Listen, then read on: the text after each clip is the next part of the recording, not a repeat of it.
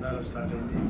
ఎందుకంటే BJP party నుంచి, TRS party నుంచి కాంగ్రెస్ పార్టీ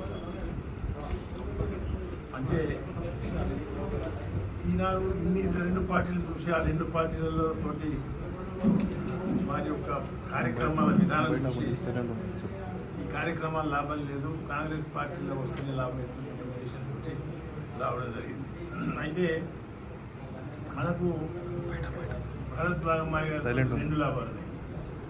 మంచి ఆడిటర్, మరాఠీలో చెప్పే భాషలో చెప్పే ఇంత మంచి ఆడిటర్ దొరకడం, అందులో పొలిటికల్ ఫీల్డ్, ఆ పొలిటికల్ ఫీల్డ్లో అంత మంచి ఆడిటర్ రావడం మనకు ఒక మంచి కాంగ్రెస్ పార్టీకి మంచి విషయం అని మనం చూస్తున్నాం, మంచి ప్రోగ్రెస్ ఉంటుందని మనం చూస్తున్నాం. అయితే అంబేద్కర్ గారి గురించి కానీ, బాబాసాహెబ్ అంబేద్కర్ గారి గురించి వారు చెప్పే వారి విఘ్నత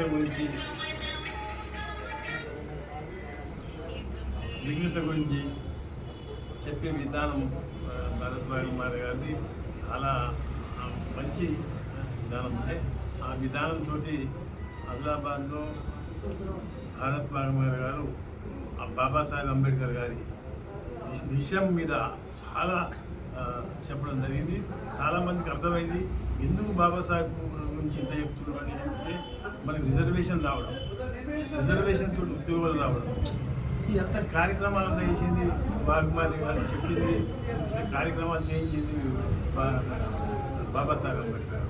ఎస్టీ కానీ, ఎస్సీ కానీ, బీసీ కానీ, మైనార్టీస్ అంటే మొన్న అయింది అనుకోండి, మూడు ఎస్టీ, ఎస్సీ, బీసీస్ కోసం చేసిన కార్యక్రమం బాబాసాహెబ్ అంబేద్కర్ వల్ల ఇలా చాలామంది ఉద్యోగాలు చేస్తూ ఆర్థికంగా బాగుపడ్డారు, ఆర్థికంగా మేలు జరిగింది. అందుకోసం భారత్ భాగమారి గారు రావడం చాలా మంచి ఉద్యమని నేను భావిస్తున్నాను. అదేవిధంగా పార్టీస్ ఉద్యమం, ఇంతకుముందు మేము మాట్లాడుకున్నప్పుడు నేను ఒక విషయం చెప్పాను. భాగమారి గారు మీరు రావడం వల్ల మా బేలా మండల్, మా దగ్గర ఉన్న ఆదిలాబాద్ టౌన్ అనుకోండి, అదేవిధంగా జైనత్ మండల్ కానీ ఇక్కడ కొంచెం మరాఠీ మాట్లాడే వాళ్ళు, దానివల్ల మీ రాక వల్ల మీ యొక్క వాక్చాతుర్యం వల్ల మంచి జరుగుతుంది అని చెప్పడం జరిగింది. వారు కూడా అంగీకరించారంటే వారికి ఉన్నది ఆ విజ్ఞత కాబట్టి అంగీకరించారని చెప్తూ నేను రావడానికి మరొకసారి థ్యాంక్స్. నేను ఎందుకు చేరాను అది కొంచెం రోజు చెప్తుంటాను. నేను భారతీయ జనతా పార్టీలో 10 సంవత్సరాలు పనిచేశాను. 90 నుంచి 2000 వరకు నేను మన భారతీయ జనతా పార్టీలో దళిత్ మోర్చా జిల్లా అధ్యక్షుడు, జనరల్ పార్టీకి జిల్లా అధ్యక్షుడు, మరి రాష్ట్ర ఉపాధ్యక్షుడు కూడా చేశాను. మరియు ఆ పీరియడ్లో బీజేపీకి మెంబర్షిప్ కూడా చాలా తక్కువ ఉండే ఇక్కడ. అయితే నా నాయకత్వంలో స్టేట్లోనే అత్యధిక 35,000 మెంబర్షిప్ చేపించాను. మరియు ఆంధ్ర తెలంగాణ కలిసి ఉండే అప్పుడు ఆంధ్రాలో తెలంగాణలో మెజారిటీ రాలేదు. అంతా 98 పార్లమెంట్ ఎలక్షన్లో ఇక్కడ నుంచి నా అధ్యక్షతన సెకండ్ లీడ్ తీసుకున్నాం. ఫస్ట్ బండారు దత్తాత్రేయ, సెకండ్ నంబర్లో విష్ణు ప్రకాష్ బజాజ్. ఇది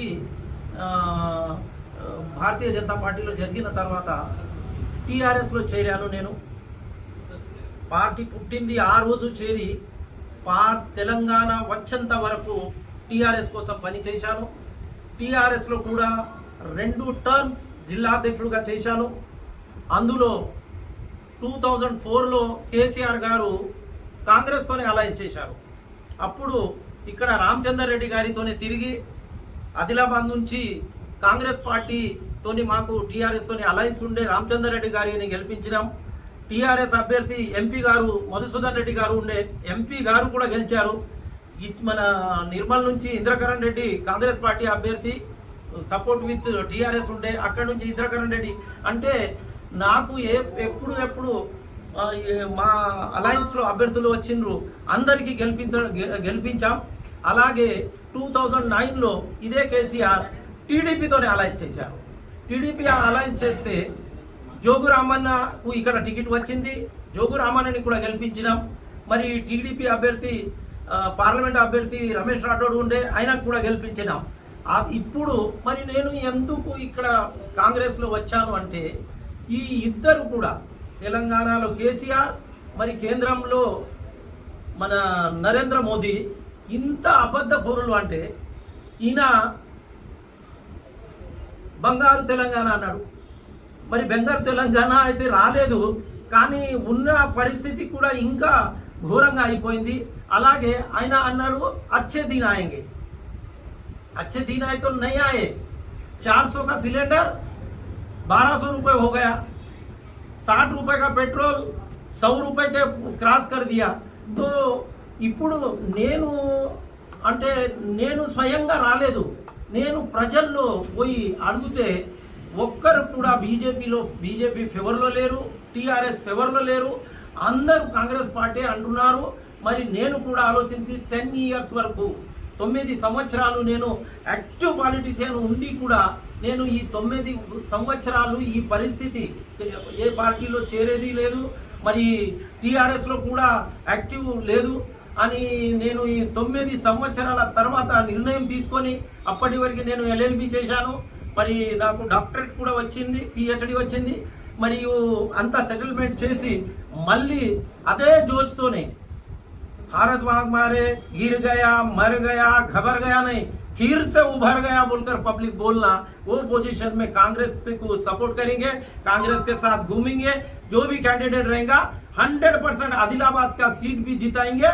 और आदिलाबाद मेरे को रेवंत रेड्डी साहब बोले आप आदिलाबाद पार्लियामेंट्री कॉन्स्टिट्यूंसी में घूमो और पेद्दापल्ली कॉन्स्टिट्यूंसी में, तो 14 सीटों पर भी मैं जाकर प्रचार कर मैक्सिमम सीट्स लाकर हमारे स्टेट में 100% कांग्रेस सरकार लाएंगे, ऐसी मैं आशा करता हूँ और कोशिश भी करेंगे. और इतना कहते हुए मैं 2 शब्द समाप्त करता हूँ. धन्यवाद.